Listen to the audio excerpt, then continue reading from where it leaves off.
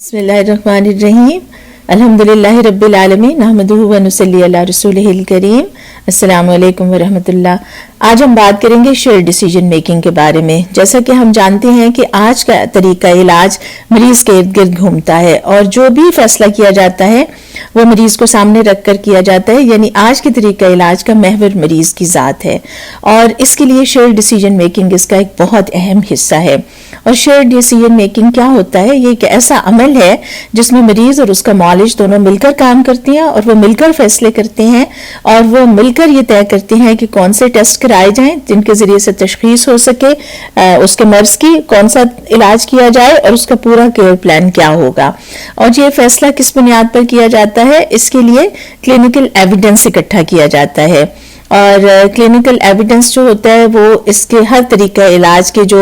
Risk हैं, जो उसके खतरात हैं, उनको भी सामने रखता है और जो उसका नतीजा है उसको भी सामने रखता है। और उसके साथ साथ ये देखना भी बहुत ज़रूरी है शेयर डिसीजन मेकिंग में कि मरीज़ की अपनी तरजीहात क्या हैं और उसकी वैल्यूज़ क्या हैं। मिसाल के तौर पर अगर एक मरीज़ न्यूयॉर्क में रहता है तो उसकी वैल्यूज़ उस मरीज़ से मुख्तलिफ होंगी जो लाहौर में रहता है। इसी तरह अगर एक मरीज़ जो है वो अफ्रीका के किसी मुल्क में रहता है तो उसकी तरजीहात उस मरीज़ से मुख्तलिफ होंगी जो ऑस्ट्रेलिया में रहता है और उसकी वैल्यूज भी उससे मुख्तलिफ होंगी। तो शेयर डिसीजन मेकिंग एक ऐसा अमल है जिसमें मौलिज अपने मरीज को आगाही देता है, उसको मालूमात बहम पहुंचाता है और उसके बाद जो है वो मरीज जो है उन मालूमात की रोशनी में अपने लिए फैसला करता है। और मौलिज ये मालूमात कहाँ से लेता है? वो ये मालूमात एविडेंस बेस्ड प्रैक्टिसेस से लेता है। अब इससे पहले कि हम आगे बात करें, अभी पहले ये देख लेते हैं कि ये एविडेंस बेस्ड प्रैक्टिसेस होती क्या हैं और इनका जिक्र जो हम आजकल बहुत ज्यादा सुनते हैं इसका क्या मतलब है। एविडेंस का मतलब तो वही है जो उर्दू में हम सब जानते हैं, यानी सबूत, यानी ऐसा तरीका इलाज जिसका सबूत मौजूद है कि ये मरीज के लिए फायदेमंद है तो उसको इख्तियार किया जाता है। ऐसा तरीका इलाज जिसका सबूत मौजूद है कि ये मरीज के लिए खतरनाक है उसको तर्क कर दिया जाता है या उसको छोड़ दिया जाता है। अब सवाल ये पैदा होता है कि ये सबूत आता कहाँ से? क्या ये मेरे और आपके तजुर्बे से आएगा? तो ऐसा नहीं है। तो इसके लिए हम जो लफ्ज इस्तेमाल करते हैं एविडेंस बेस्ड प्रैक्टिस, इसका ये मतलब है कि अपने ज़मीर को सामने रखते हुए बगैर किसी जाती नफ़ा और नुकसान के जो है वो एक ऐसा तरीका इख्तियार किया जाए जिसकी वजह से मरीज के मसाइल को हल किया जा सके और ऐसी क्लिनिकल प्रैक्टिस इख्तियार की जाए जिसके लिए हमारे पास बाकायदा सबूत मौजूद हो तहकीक के नतीजे में कि ये तरीका इलाज जो है ये मरीज के लिए फायदेमंद है। जैसे अदालत में हम देखते हैं कि सबूत पेश किया जाता है और सबूत जितना मजबूत होता है उसकी बुनियाद पर अदालत को ये फैसला करने में आसानी होती है कि मुजरिम को सजा दी जाएगी या नहीं दी जाएगी। तो इसी तरह हमारे पास भी जो मेडिकल के शोबे में भी जो सबूत होते हैं उनके मुख्तलिफ लेवल है, उनकी रेटिंग है। अब ये तो ऐसा है कि अनफॉर्चुनेटली हमारे पास जितने अमराज हैं या जितनी बीमारियां हैं उन सब के लिए तो हमारे पास बहुत हाई लेवल का एविडेंस मौजूद नहीं है और ना ही कोई एक ऐसा स्टैंडर्ड तरीका है कि हम कह सकें कि पूरी दुनिया में हम उसी के मुताबिक इलाज करें। लेकिन उसके बावजूद हमारे पास बहुत सारे ऐसे तरीके और रास्ते हैं जिनकी मदद से हमने एक सिस्टम बनाया हुआ है और इस वक्त पूरी दुनिया में वो सिस्टम काम कर रहा है और उसकी बुनियाद पर जो है ये सबूत इकट्ठे किए जाते हैं। तो अगर हम एविडेंस को अगर हम करें, इसको डिवाइड करें तो इसका सबसे ज्यादा जो मजबूत एविडेंस है वो लेवल ए है, यानी जो बेस्ट एविडेंस है इलाज के लिए। और जो लेवल ए एविडेंस है वो 3 तरीकों से हासिल किया जाता है। उसमें पहला तरीका हम अपनी जुबान में उसको कहते हैं रैंडमाइज कंट्रोल ट्रायल्स। ये तहकीकात होती हैं जिनमें 2 ग्रुप बनाए जाते हैं मरीजों और फिर उनमें से एक ग्रुप के ऊपर जो है वो दवाई जिसको हमने टेस्ट करना होता है उसका तजुर्बा किया जाता है, लेकिन इसको रैंडमली असाइन किया जाता है। मरीज दोनों ग्रुपों में से किसी को भी इल्म नहीं होता कि कौन से मरीज को असली दवाई दी जा रही है और कौन से मरीज को प्लेसिबो दी जा रही है, यानी जिसका ना कोई नफा है ना कोई नुकसान है। और फिर उसके बाद नताइज अखज़ किए जाते हैं और उनसे ये अंदाजा लगाया जाता है कि ये नई दवाई जो हम निकाल रहे हैं, ये जो नया तरीका इलाज इख्तियार किया जा रहा है वो वाकई फायदेमंद है या नहीं, और इसको गोल्ड स्टैंडर्ड समझा जाता है। यानी ये सबसे अच्छी तहकीक है। दूसरे नंबर की तहकीक जो लेवल ए एविडेंस में आती है उसको सिस्टेमिक रिव्यू या मेटा एनालिसिस कहते हैं। और सादा लफ्ज़ों में यूं समझ लीजिए कि पूरी दुनिया में जितने भी रैंडमाइज कंट्रोल ट्रायल्स होते हैं उन सबको इकट्ठा किया जाता है और उन सब रैंडमाइज कंट्रोल ट्रायल्स का डेटा इकट्ठा किया जाता है, फिर उस डेटा को एनालाइज किया जाता है और फिर उसकी बिना पर एक रिव्यू तैयार किया जाता है। और तीसरी चीज जो लेवल ए एविडेंस में आती है वो क्लिनिकल प्रैक्टिस गाइडलाइंस हैं اور یہ ملٹی لیول ہوتی ہیں، یعنی ان میں ہم ہر طرح کا ایویڈنس جمع کرتے ہیں. اگر ہمارے پاس اے لیول ہے تو وہ بیسٹ ہے، اگر ہمارے پاس اے لیول کا ایویڈنس نہیں ہے کسی بیماری کے علاج کے بارے میں تو پھر ہم بی لیول کا ایویڈنس لیتے ہیں، اور اگر خدا نہ کرے وہ بھی نہیں ہے تو پھر ہم سی لیول کا ایویڈنس لیتے ہیں. اور جو کلینکل پریکٹس گائیڈ لائنز ہیں یہ بیسیکلی جو ہے یہ جو رینڈمائز کنٹرول ٹرائلز ہیں ان کے سسٹمک ریویو کے اوپر بیس کرتی ہیں، اور یہ سب سے مضبوط ایویڈنس ہے. اور اس وقت دنیا کے مختلف ملکوں میں بلکہ ہمارے ملک میں بھی یہ گائیڈ لائنز جو ہیں یہ پریکٹس کی جاتی ہیں، اور ڈاکٹر انہی کو فالو کرتے ہیں بجائے اپنے ذاتی تجربے کے. اس میں مختلف گائیڈ لائنز ہیں، جیسے رائل کالج آف کی گائیڈ لائنز ہیں، گرین ٹاپ کی ہیں، نائس کی ہیں، امریکن کالج کی گائیڈ لائنز ہیں، کینیڈین کالج کی گائیڈ لائنز ہیں، اور آسٹریلین کالج کی گائیڈ لائنز ہیں جو پوری دنیا میں بہت اچھی سمجھی جاتی ہیں. اگر ایسی کوئی طریقہ علاج ہے جس میں ہمارے پاس اے لیول کا ایویڈنس موجود نہیں ہے تو پھر اس میں بی لیول کا ایویڈنس لیا جاتا ہے. بی لیول کا ایویڈنس اتنا مضبوط تو نہیں ہے لیکن اتنا کمزور بھی نہیں ہے، اور یہ ہم مختلف قسم کی تحقیق سے اکٹھا کرتے ہیں.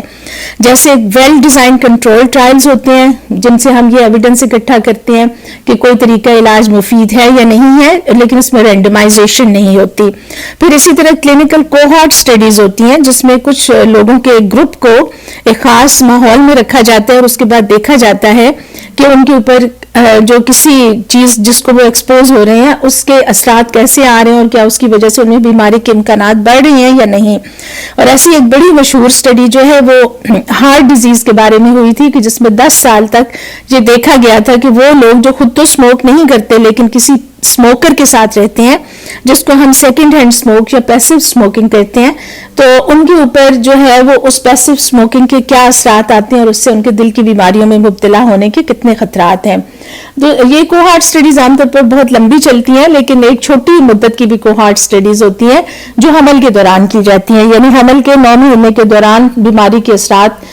کو دیکھا جاتا ہے، اور یہ چھوٹی مدت کی کوہارٹ سٹڈیز ہوتی ہیں. اسی طرح پھر کیس کنٹرول سٹڈیز ہیں، ان کنٹرول سٹڈیز ہیں، ایپیڈیمیولوجیکل سٹڈیز ہیں، اور کوالٹیٹیو اور کوانٹیٹیو سٹڈیز ہیں جن سے لیول بی کا ایویڈنس اکٹھا کیا جاتا ہے. یعنی یہ سب تحقیق ہے اگرچہ یہ اتنی مضبوط نہیں ہے جتنا کہ اس کو ہونا چاہیے تھا.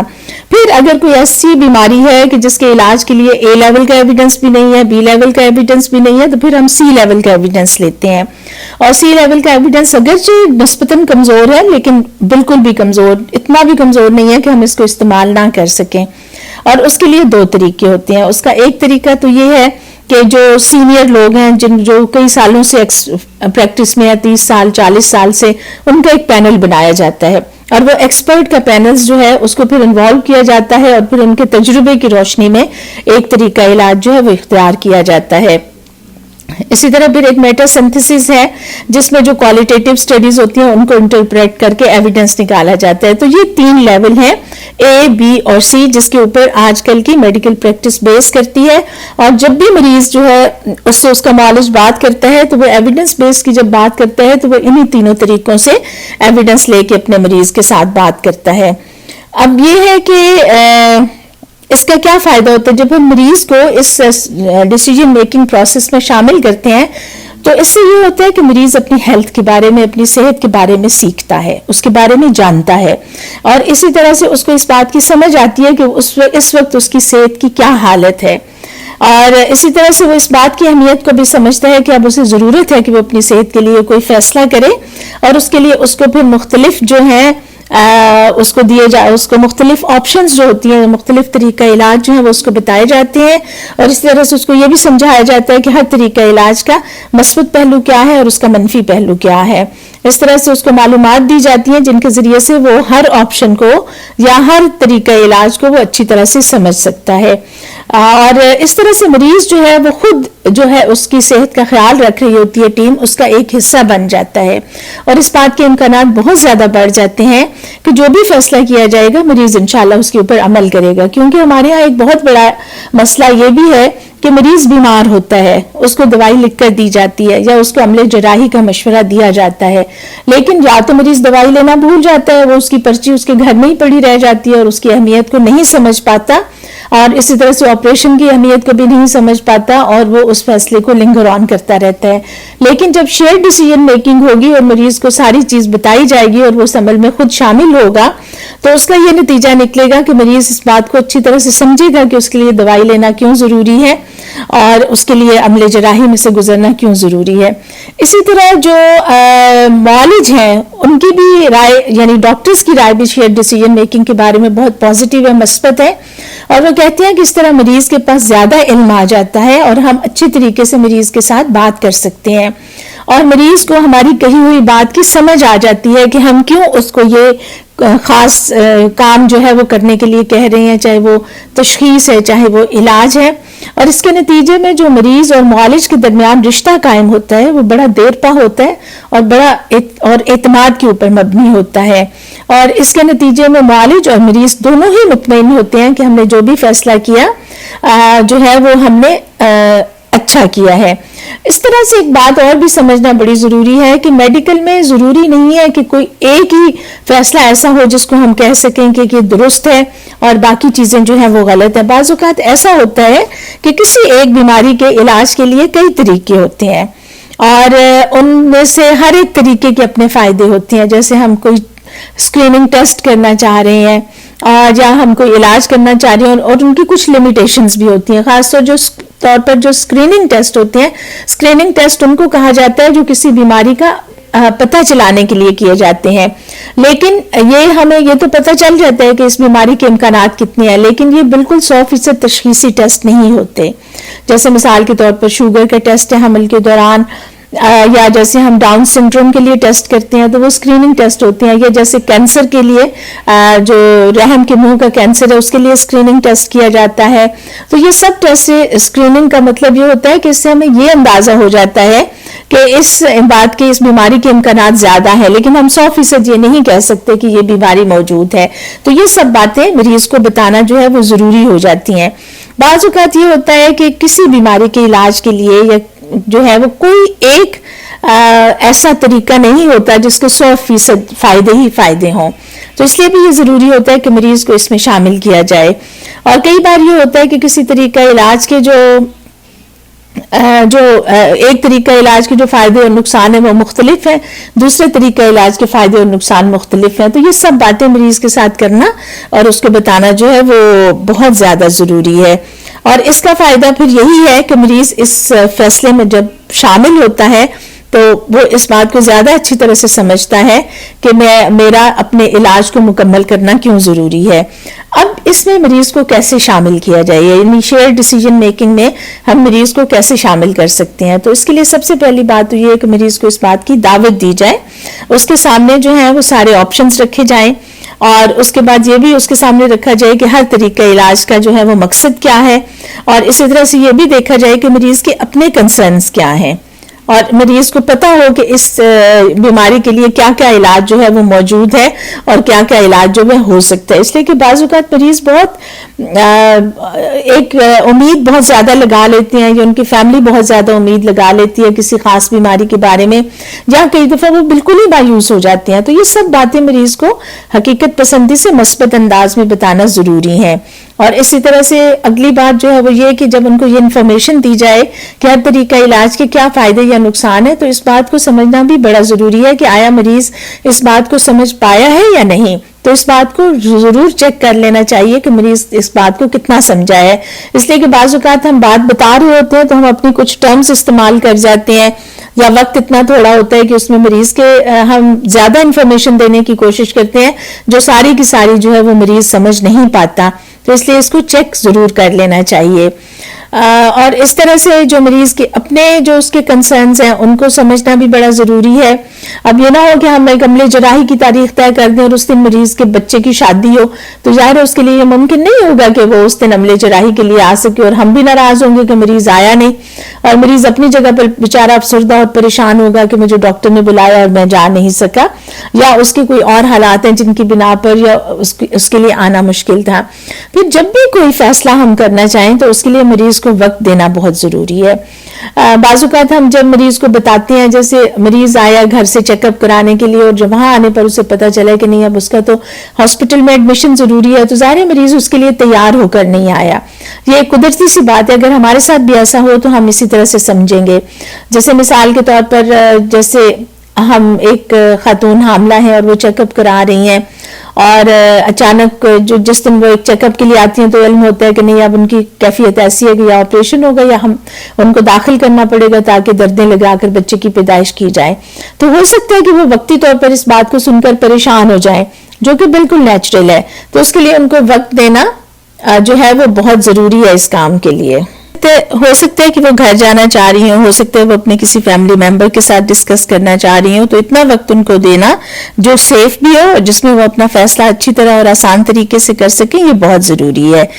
اور آخری چیز جو شیئر ڈیسیجن میکنگ میں ہے وہ بار بار وہی آئے گی کہ علاج جو ہے وہ ایک ایسا پروسیس ہے جو تھوڑا عام روٹین سے ہٹ کر ہے. تو اس لیے بار بار اس چیز کو چیک کرنا کہ جو بات ہم مریض کو بتا رہے ہیں کیا اس کی سمجھ میں آئی ہے یا نہیں آئی، اور پھر جتنے اس کے علاج کے سلسلے میں جو مشکل مراحل ہیں یا جو چیلنجز ہیں ان کو مریض کے ساتھ ڈسکس کرنا، اس پہ مریض کے ساتھ بات کرنا، اس کا ویو سمجھنا اور اپنا ویو اس کو سمجھانا، یہ سب بہت ضروری ہے تاکہ مریض اپنا علاج مکمل کر سکے اور ہم بحیثیت معالج کے اس بات پر مطمئن ہو کہ ہم نے مریض کو ہر ضروری انفارمیشن مہیا کر دی ہے اور ہم نے اپنے حصے کا رول جو ہے وہ پوری طرح سے ادا کر دیا ہے، اور یہ کہ ہمارا مریض بالکل صحت یاب ہو گیا ہے. تو اللہ کرے کہ ہمارے سب مریض بالکل صحت یاب ہو کر اور اپنی زندگی کو انجوائے کر سکیں. آخری بات جو شیئر ڈیسیجن میکنگ کا حصہ ہے وہ یہ ہے کہ ہر مریض یہ سوچے کہ کیا اس کو ان 3 سوالوں کے جوابات مل گئے ہیں. پہلا سوال، میرے مرض کے لیے کون کون سے طریقہ علاج مناسب ہیں. دوسرا سوال، ہر ایک طریقہ علاج کے مثبت اور منفی پہلو کیا ہیں، یعنی اس کے نقصانات کیا ہیں اور اس کے فائدے کیا ہیں. تیسرا سوال، کیا ایک درست فیصلے تک پہنچنے کے لیے مجھے جو تعاون چاہیے تھا وہ مجھے مل چکا ہے. شکریہ.